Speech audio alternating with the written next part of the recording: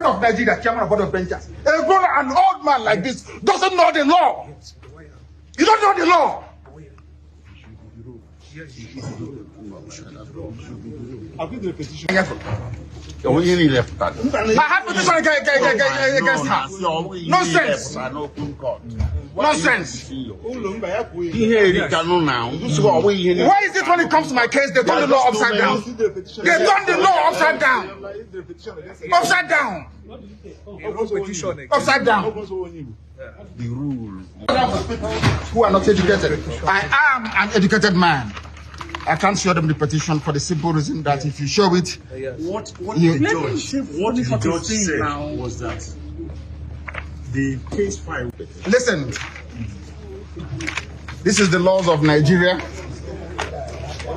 The prosecution, and this court doesn't know the law. That is the fact. Yes. Poor knowledge of the law is killing Nigeria. Poor knowledge of the law, they don't know the law. This is a federal gazetted law of Nigeria that says here that the chief judge of Nigeria cannot tell Binta Nyako what to do. It's here. It's your law. Just obey it. That is why I do what I do. I agitate for Biafra. I agitate for Biafra. My right to agitate. My right. They turned it from treasonable felony now to terrorism. Stop talking when I'm talking. Kenya is going to repeat it again. That amount of incentive, it is too small. And I say, thank God that they have such good Attorney General of Federation in Kenya that has actually awarded this incentive to Nnamdi Kanu. Finally, Kenya court finally declared that the Kenya government must pay Nnamdi Kanu 120 million naira, for the way it was adopted, kidnapped, and rendition from Kenya to Nigeria. They said it's against the constitution of the international law and at the same time the law of even the Kenya government that the Nnamdi Kanu must be paid the sum of 120 million. What does this bode for Nigeria and Nnamdi Kanu? They would have made the money, the incentive, financial incentive, $120 million. If you ask me, I will tell you that 120 million naira is just a chicken change. It doesn't equate the kind of suffering and deprivation, humiliation Nnamdi Kanu went through. That is because the gentleman is an Igbo man. That's why they reduce the value, the payment, the financial incentive that low. The incentive is too low in regard of the kind of dehumanization, demoralization, deprivation and the persecution the Igbo man went through. Igbo na ekwenu, okwa Igbophobia. You have seen it again. I predicted it earlier that Kenya must pay. I said that Kenya must pay with their sweat and blood. And Kenya, as a country, is paying right now. I predicted it that Britain is going to pay for poor consular role played during the ordeal, international ordeal of Nnamdi Kanu, the supreme leader of IPOB. And I'm telling you now that under Ruto's regime, Kenya is paying, compensating Nnamdi Kanu such, physical or financial incentive. Then what about Britain? Britain is going to pay. They place quite so, poor consular role to help their citizen.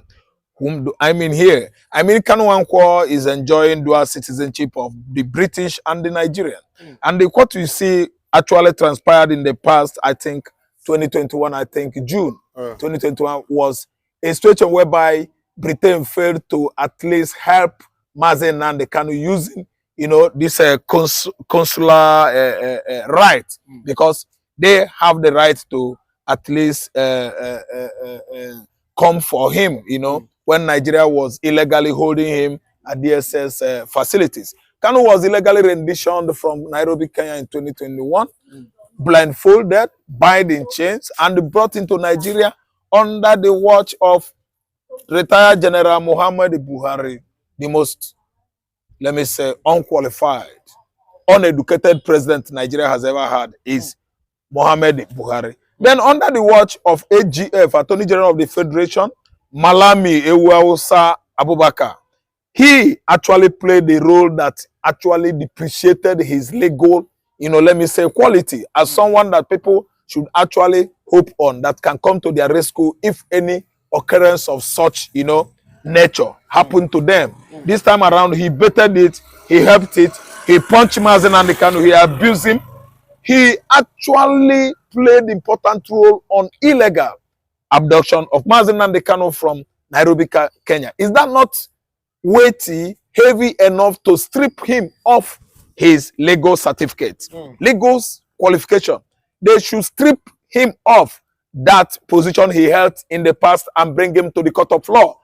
Malami Abubakar is supposed to go to jail. I'm telling you, many group of people, many Igbos, you know, legal luminaries in Canada, in USA, in Britain are coming up to make sure that they slug it out at the court with Abubakar Malami, who actually misinterpreted Nigerian constitution in 2021 by blindfolding an Igbo man, abducting him illegally from Nairobi, Kenya, into Nigeria contraption. That has actually spelled out the kind of country we are running in Nigeria here. Nigeria is not a country. Nigeria is a lawless country.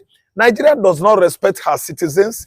Everything we see here is a crop of aggrieved Fulani men as politicians, aggrieved Igbo men as politicians, aggrieved Yoruba men as politicians who are always busy feasting, cheering, you know, disputing or disbursing among themselves our tax payers' money.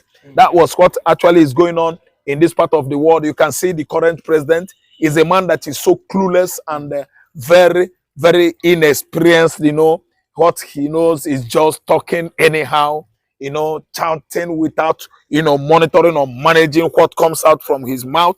He can talk anytime he wishes, but because of what? He is illegally or illegitimately put into or given the audacity to be in that office of the presidency. What am I saying here? Nnamdi Kanu has gone through a lot. If he asked me, I would have at least referred Kenya to pay more than $120 million. 120 million naira is not up to $100,000. Just imagine.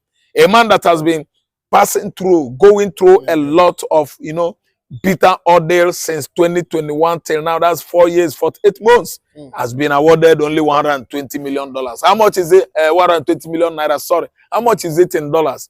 Kenya should have paid more than that, so that each and every one of us in Africa continent will actually know that we are getting it right in this dark continent.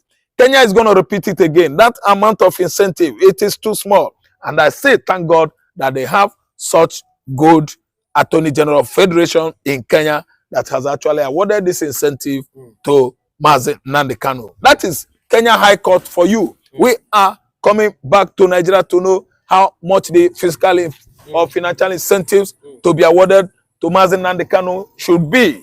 We don't know the amount they are coming up with, because sometimes ago I could remember when they awarded 200,000 naira award to some of the Biafra youths that they detained more than 7 years. Buhari regime gave those Igbo boys 200,000 naira that is not up to $200. It's not even up to $100.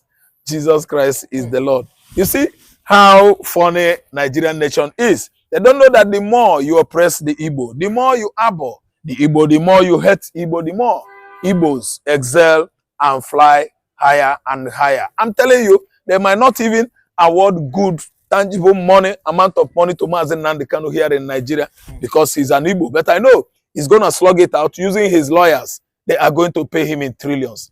Ejimako, Ejiofor, Kanu Agabi, and the rest of legal teams defending Nnamdi Kanu should prepare very, very weighty, authentic, good, internationally, you know, let me say, applauded or plausible, legal or liberal suit against Nigeria. Nigeria should pay in trillion, because if you allow them, because Nnamdi Kanu is an Igbo man, they will award him 10 kobo.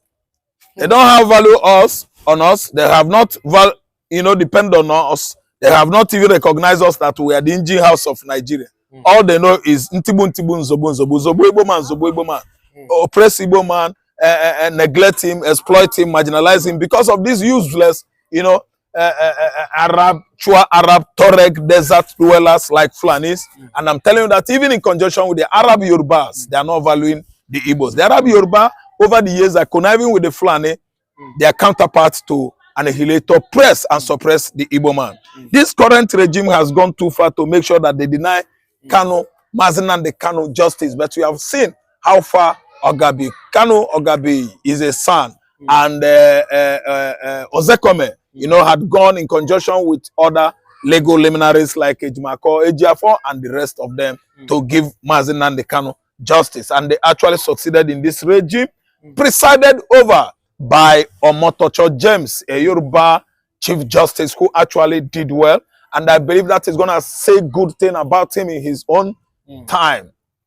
He's not going to be forgotten so easily. He's the one that actually stood on his feet and make sure that Nnamdi Kanu is given justice. I say kudos to James Omotocho.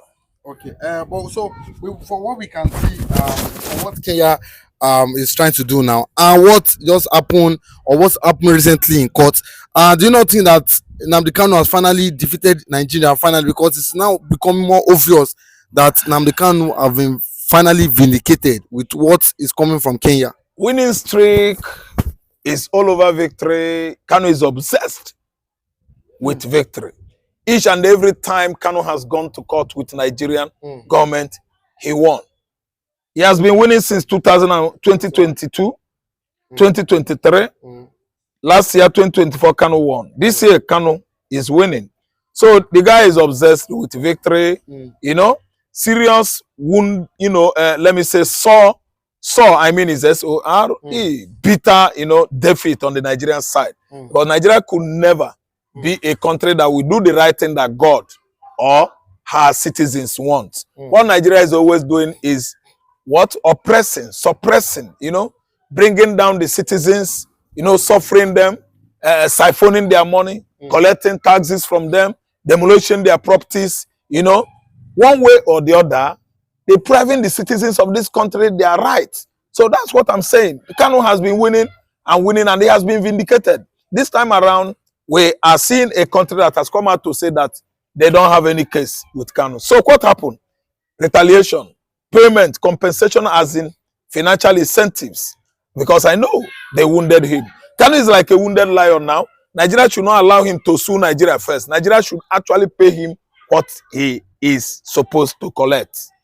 The payment needed by Kanu should be given to him. They shouldn't allow him to go to ICC or to go to ECOWAS court, because there's no court in Nigeria. All the chief justices in Nigeria, all the Nigerian Attorney General of Federation and the Nigerian court, Department of Judiciary, are all stooges to the office of the executive. So what I'm trying to say is that Nigeria should not allow Nnamdi Kanu to drag them to OAU court or West African, community court. That's ECOWAS, Economic Community of West African court, states ECOWAS court, which will do the needful. So the best thing now is to be very, very careful and calculative about how they are going to approach Nnamdi Kanu for peace to reign.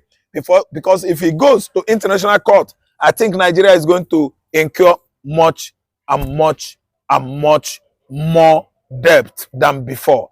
Kanu is deserved trillions, if you ask me. Because why? This is a case that has stretched up to 120 months, making what? 10 years. 120 months make 10 years. Kanu has been subjected to this kind of psychological trauma. He has been going through a lot. Bitter trauma, experience, nasty, perilous ordeal for good 120 months. What manner of man is he? He's a human being created by God. Kanu is not God and will never be God. What I'm trying to say is that Nigeria should pay him handsomely, because Nigeria is a country whereby the irregularities, lawlessness, injustice, wickedness thrive, thrive, on daily basis. That's why someone like Kanu, an educated man with history and the law, has been teaching Nigeria how to review Nigerian constitution in the court of law. Even has been telling the Attorney General of Federation that he doesn't have the impetus, the prerogative to intervene in his own court, telling the presiding chief judge what to say or what to do, coming up with various charges and after charges, to nail him. Kanu said, you, AGF, Nigerian constitution does not say so. You don't have right to query me in the court or to come up with fresh charges so that I could be nailed. when I am not culpable. AGF Malami Atolo Ewuausa has failed in all his schemings. Malami Abubakar is down as I'm talking to you now because Kanu has actually outsmarted federal government of Nigeria and he is thoroughly vindicated. Kanu's case has been struck out. He has no case with federal government. Which appeal again? Appeal on top of appeal. How many appeal are you? I don't know whether Nigerians are just mugu or illiterates that are full of every communities, every states of the federation. Which appeal again? They appeal, they won. Court of appeal, how many times they won? And this is Supreme Court. From Supreme Court, they drag the case to DSS, which has never happened before. DSS facilities is never a court or auditorium. Yes, it's never a high court in Nigeria. It's just a facility housing the, DSS, Department of State Security operatives in Abuja. So what else? The Supreme Court evacuated into the DSS facilities. Now they can won. What else are you talking about filing appeal? If they want to file appeal, they should go to hellfire and file appeal against devil, their king. Yes, because Mazi Kanu has won from appeal, I know. Another appeal he won. Supreme Court has won. Then at DSS facility again, he won. What else do see, let me tell you. I'm not just telling the defensive team, that's Lego team, to write towards closure of Mazi Kanu case. It's true. The case should be closed by the lawyers. Then again, federal government of Nigeria again has closed their case against Mazi Kanu, meaning Kanu has won.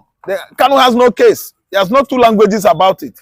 So if Fulani Janjaweeds want to wake up again and write against Mazi Kanu, their papa, their mama, all of them should go to hellfire, including their head, Bodijo. The Métis Allah, if they said that Mazi Kanu is their problem, all of them are going down because Kanu has won. If they wake up, they will never. If they sleep, they will never wake up. So I don't know where the appeal is coming from again.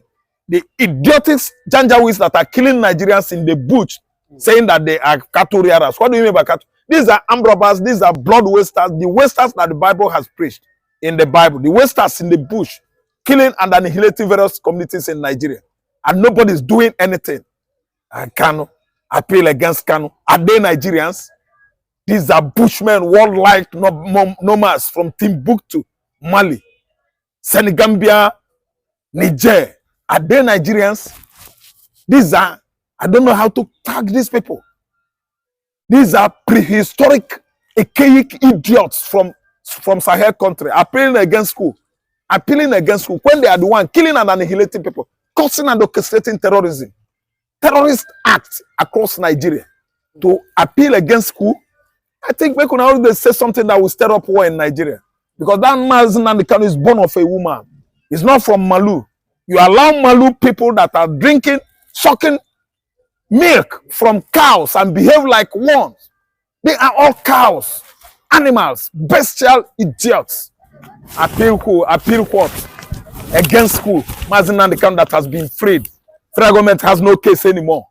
So now the Janjaweeds, led by Bodijo, Erufai, what's the name of this man? Gumi. All these Fulani pigs will come again with appeal. I think it is nullified and void. Appeal for what? What are you going to appeal again? The DSS testifiers have been paid by the Janjaweeds and even federal government to go and nail Mazi Kanu in the court. And now, failures. Failure has been their name. And they are appealing for what? What are you appealing for again? I don't know the kind of country we are in Nigeria here. Senseless. A country without definite, let me say, policy. Country without definite law. Rules and regulation that is guiding the country is not even embedded in our constitution. Lawlessness, lawless, out of lawlessness. A lawless country like Nigeria.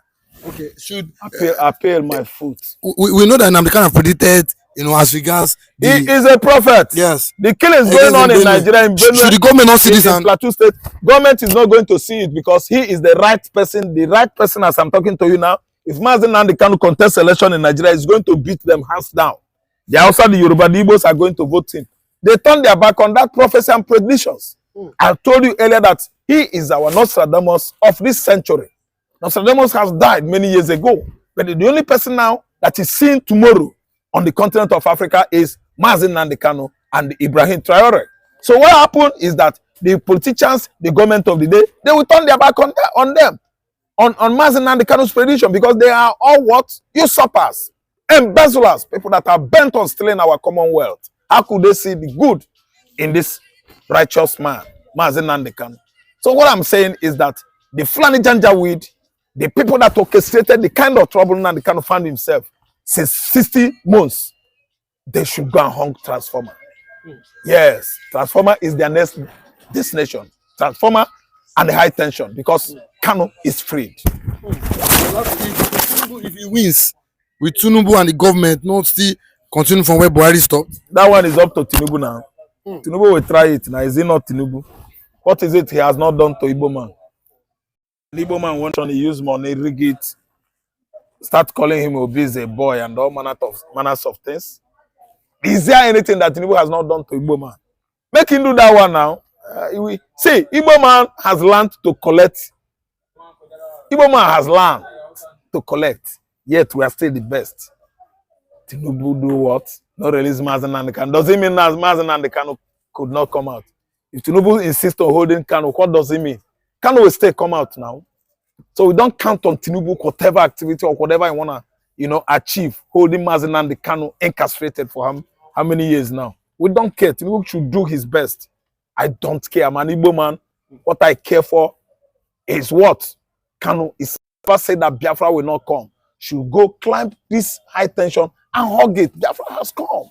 There's nothing you can do. It's a country inaugurated on January 2024. No, November 2024 and 2nd December 2024. So what are you saying? It's developing many diplomatic facilities, high commissions all over the world. Can Nigerian country do that like that? We are going to have more high commissions than this country. What are you saying? People are dying of jealous and ignominy about Biafra. Igbo man is expanding and Biafra has emancipated. Game up with them. They shall all climb high tension and hug it. Biafra has come.